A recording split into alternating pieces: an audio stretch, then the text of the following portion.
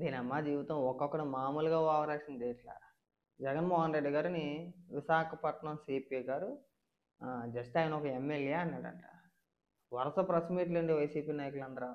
జగన్మోహన్ రెడ్డిని ప్రతిపక్ష నేత కూడా కాదు అంటారా?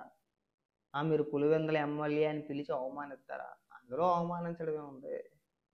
పులివెందుల ఎమ్మెల్యే అంటే అందులో అవమానించినట్టు ఎక్కడ ఉందండి? ఆయన్ని బెదిరించేస్తున్నారు, పోలీస్ అధికారిని బెదిరించేస్తున్నారండి వీళ్ళంతా కూడా ప్రెస్ మీట్లు పెట్టి. మీ సంగతి మేము చూస్తాం 2029లో అని.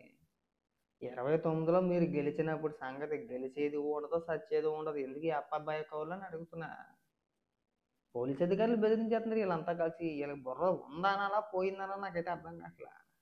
మరి కాస్త బుర్రోడు అనరా.